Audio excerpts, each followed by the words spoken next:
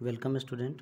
जैसा कि हम लोग पहले पढ़ रहे थे कंप्यूटर फंडामेंटल के बारे में, तो हमने इंट्रोडक्शन पार्ट पढ़ा था कि कंप्यूटर क्या होता है। हमने जाना कि कंप्यूटर कंप्यूट शब्द से बना हुआ है और यह एक इलेक्ट्रॉनिक डिवाइस है। इसे कंप्यूटिंग डिवाइस भी कहा जाता है क्योंकि इसका जो निर्माण किया गया था वर्तमान समय में इसका बहुत ज़्यादा उपयोग है, परंतु शुरुआती समय में सिर्फ इसका निर्माण कैलकुलेशन करने के लिए किया गया था। तो इस कारण से इसको डाटा प्रोसेसर भी बोला जाता है। इसमें जो कार्य करता है तो उसमें सबसे पहले डाटा इनपुट के रूप में ग्रहण करता है, जिसे प्रोसेस करने के बाद इन्फॉर्मेशन हमें देता है, जिसे आउटपुट कहा जाता है।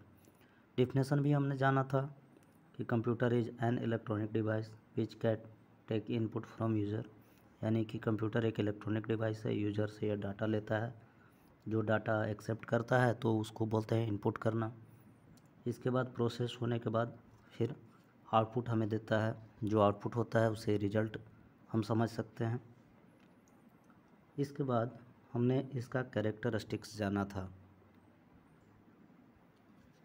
तो हमने कैरेक्टरिस्टिक्स यानी गुण कि क्या क्या इसकी खासियत है, जो हमने जाना था कि कंप्यूटर एक ऐसा डिवाइस है जो ऑटोमेटिकली बहुत सारे कार्यों को कर सकता है यदि हम उसको इंस्ट्रक्शन दे चुके हों। तो पुनः एक्यूरेसी यानी कंप्यूटर में जो कुछ भी कार्य होता है उसमें गलत होने की संभावना बहुत ही कम होती है, नगण्य होती है।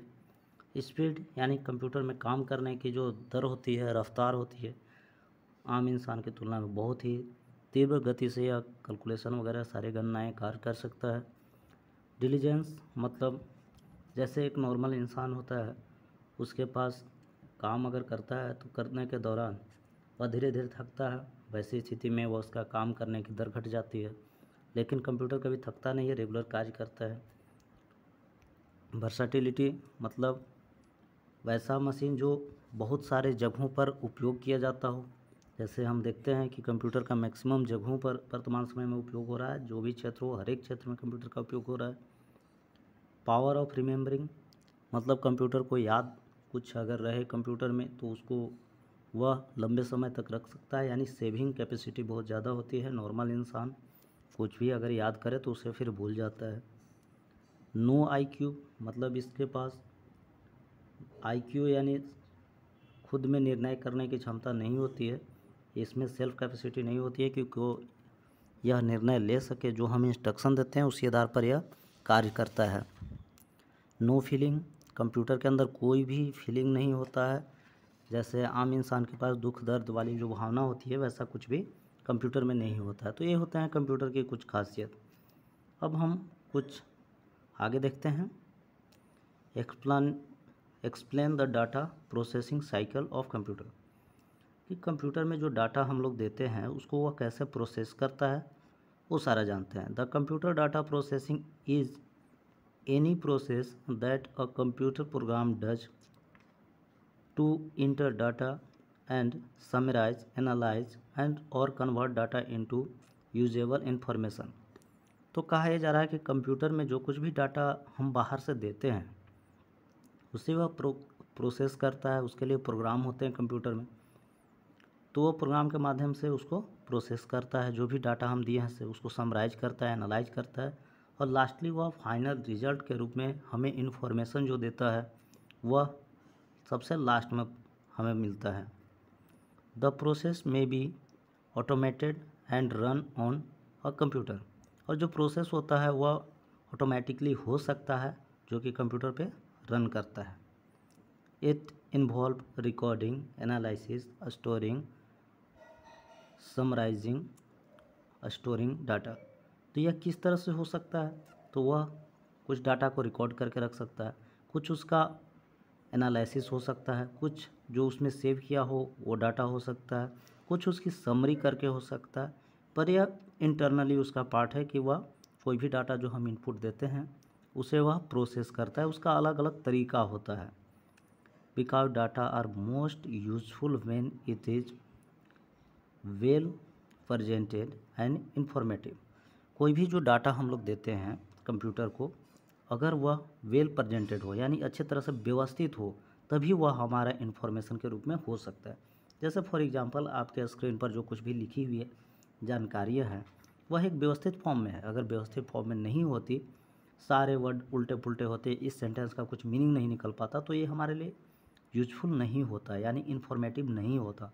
अगर कोई चीज़ इन्फॉर्मेटिव है तभी हम उसका उपयोग कर पाते हैं। डाटा प्रोसेसिंग साइकिल, जैसे जो डाटा प्रोसेस होता है तो वह एक साइक्लिक के रूप में, साइकिल मतलब किस तरह से वर्क करेगा उसके बारे में यहाँ पर बताया जा रहा है। तो इसके बारे में हम लोग पहले से भी जानते हैं कि कंप्यूटर में सबसे पहले होता है कि डाटा प्रोसेस करने के लिए हम उसको मैन्युअली अपने तरफ से उस मशीन को कुछ इन्फॉर्मेशन देते हैं। जो इन्फॉर्मेशन हम लोग देते हैं उसे डाटा कहते हैं, जो इंसान कंप्यूटर को दिया, और इस चीज़ को इनपुट करना कहलाता है। चलिए इस डायग्राम में हम लोग देखते हैं। यहाँ पर जो डायग्राम बताया जा रहा है इसमें सबसे पहले डाटा है जो कि इनपुट किया जाएगा किसी यूज़र के माध्यम से। कोई व्यक्ति होगा जो कि इनपुट करेगा, और जो चीज़ इनपुट करेगा उसे हम डाटा कहेंगे। अब जब इनपुट हम कर देते हैं तो उससे मशीन के द्वारा इलेक्ट्रॉनिक सिस्टम में एक्सेप्ट किया जाता है। एक्सेप्ट होगा कीबोर्ड के माध्यम से, माउस के माध्यम से, या अन्य कोई माध्यम से हम इनपुट करते हैं। उसके बाद वह जब सिस्टम में वह डाटा चला जाता है तो फिर उसका आगे नेक्स्ट फंक्शन इसका कार्य होगा। यानी कि जब इनपुट कर देते हैं उसके बाद डाटा का प्रोसेसिंग होगा। जब प्रोसेसिंग हो जाता है तो इसी दौरान वह उसको स्टोर भी करता है, और स्टोर करने के बाद फिर उसको आउटपुट भी रिवर्ट हमको देता है। और उसके बाद जब आउटपुट हमें देता है तो जो भी आउटपुट हमें प्राप्त होता है इसको इन्फॉर्मेशन कहते हैं। तो इसी चीज़ को, यह पूरा जो डायग्राम बनाया हुआ है इसको शॉर्ट में हम लोग डाटा प्रोसेसिंग साइकिल बोल सकते हैं। The main aim of data process cycle is to convert data into the meaningful information. इस साइकिल का सिर्फ इतना मतलब है कि कोई भी डाटा जो हम दिए वह हमारा मीनिंगफुल इन्फॉर्मेशन में कन्वर्ट हो सके। जब मीनिंगफुल इन्फॉर्मेशन में कन्वर्ट होगा तभी वह हमारे काम का होगा। Data processing system is an or often referred to as an information system. जो डाटा प्रोसेसिंग सिस्टम है उसको इंफॉर्मेशन सिस्टम भी हम लोग बोल सकते हैं। The information system typically talk raw data as input, produce information as output. तो यह जो सिस्टम है इसको हम ये कह सकते हैं कि ऐसा भी दूसरे शब्दों में बोला जा सकता है कि रॉ डाटा को लेता है, उसको प्रोसेस करके हमें इंफॉर्मेशन के रूप में आउटपुट प्रदान करता है। तो इसी चीज़ को हम लोग डाटा प्रोसेसिंग साइकिल कहते हैं। अब है कि डाटा प्रोसेसिंग साइकिल में क्या क्या होगा, तो उसमें मेनली 4 चीज़ें होंगी। First, data input. अगर सबसे पहले इसमें डाटा को इनपुट किया जाता है। Then data process.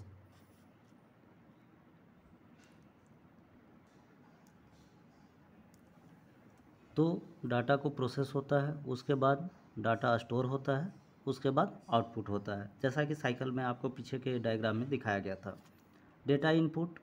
The term input refers to the activity required to record data. मतलब कोई भी अगर कोई डाटा है जिसे हमें सिस्टम को देना है तो वही डाटा को हम लोग इनपुट करना बोलते हैं। It's a process to enter data into computer system. यह एक तरीका है जिस माध्यम से आप कंप्यूटर में अपने तरफ से कोई भी यूज़र या हम लोग कंप्यूटर को इन्फॉर्मेशन कुछ देते हैं।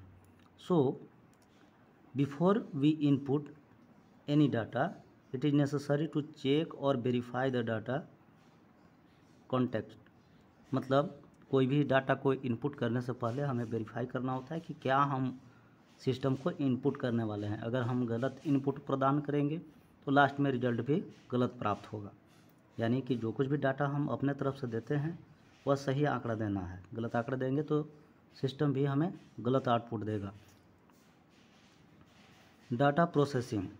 The term processing include the activity like classifying, storing, calculating, comparing and summarising the data. तो ये अलग अलग प्रोसेस हैं जो कि ये हो सकते हैं डाटा प्रोसेसिंग के तहत, कि जो कुछ भी आपने बाहर से इंटर किया उसको प्रोसेस करने के लिए उसको हो सके वर्गीकरण करे, हो सके उसको सेव करे, हो सके उसका कैलकुलेशन करे, हो सकता है कंपेयर करे, एक दूसरे से तुलना करे, या फिर उसका समरी तैयार करे और लास्ट में फिर हमें कन्वर्ट करके आउटपुट प्रदान करे। The processing means to use technique to convert data into the meaningful information. इस तरह से हम कह सकते हैं कि जो डाटा प्रोसेसिंग है यह एक तरह का टेक्निक होता है जो कि हम जो डाटा इनपुट करते हैं सिस्टम में उसको कन्वर्ट करता है एक मीनिंगफुल इन्फॉर्मेशन में, ताकि वह हमारे काम आ सके। Now data output. तो जैसे कि हमने डाटा को इनपुट किया, प्रोसेस हुआ, स्टोर हुआ, उसके बाद लास्टली हमें आउटपुट प्रदान होगा। आउटपुट को भी हम चाहें तो स्टोर कर सकते हैं।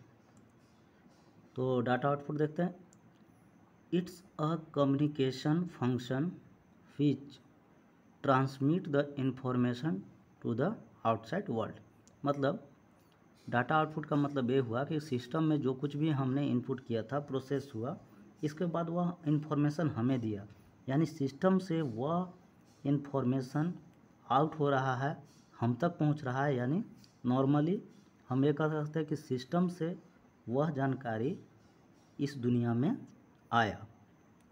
जैसे कुछ भी अगर हम कार्य कर रहे हैं, जब तक वो सिस्टम में है तब तक सिस्टम, हमारे पास इन्फॉर्मेशन उसका नहीं आया तब तक हम समझ नहीं पाएंगे ना कि सिस्टम क्या किया। जैसे नॉर्मल एग्जांपल ले सकते हैं कि अगर आपने 2+2 करने के लिए कंप्यूटर को इंटर कर दिया, लेकिन वह इंटर करके हमें रिजल्ट 4 शो ना करे, तो हमें कैसे पता चलेगा कि वह क्या आउटपुट दे रहा है। अगर वह 4 आउटपुट शो कर देता है तो वह जानकारी सिस्टम से हमारे पास आ गई, यानी हमारी दुनिया तक उसकी इन्फॉर्मेशन आ पाई मशीन के सहारे से। After completed the process of data are converting into the meaningful। तो जो भी डाटा अगर प्रोसेस हो जाता है तो प्रोसेस होने के बाद एक मीनिंगफुल इन्फॉर्मेशन के रूप में कन्वर्ट हो जाता है, उसी को हम लोग आउटपुट बोलते हैं। Sometimes the output also includes the decoding activity which converts the electronically generated information into human reliable form. तो इस चीज़ को जो आउटपुट होता है, इसे ऐसे भी कह सकते हैं, यह एक तरह का मशीनी भाषा जो होता है उसका डिकोडिंग होता है, और डिकोडिंग होने के बाद वह एक मीनिंगफुल इन्फॉर्मेशन के रूप में कन्वर्ट हो जाता है जो कि एक इंसान समझ सकता है। Now data storage. It involve the feelings of data और information for the future use. तो इसमें कह रहा है कि डाटा जो हम लोग स्टोर करते हैं इसका सिर्फ और सिर्फ यही मेन उद्देश्य होता है कि फ्यूचर में हम उस चीज़ का उपयोग कर सकें। अगर डाटा को हम स्टोर नहीं करेंगे तो इन फ्यूचर उसका यूज नहीं हो पाएगा। जैसे अभी यह वीडियो आप देख रहे हैं तो यह सिस्टम में स्टोर हुआ, तभी आप इसको देख पा रहे हैं। तो हम फ्यूचर यूज के लिए डाटा को स्टोर करते हैं। तो इस तरह से हमने कंप्यूटर के बारे में जाना, डिफिनेशन के बारे में जाना, कंप्यूटर के कैरेक्टरिस्टिक्स के बारे में जाना और डाटा प्रोसेसिंग साइकिल के बारे में जाना। नेक्स्ट हम लोग को पढ़ना है कंप्यूटर का क्लासिफिकेशन यानी वर्गीकरण, जिसे हम नेक्स्ट क्लास में देखेंगे। धन्यवाद।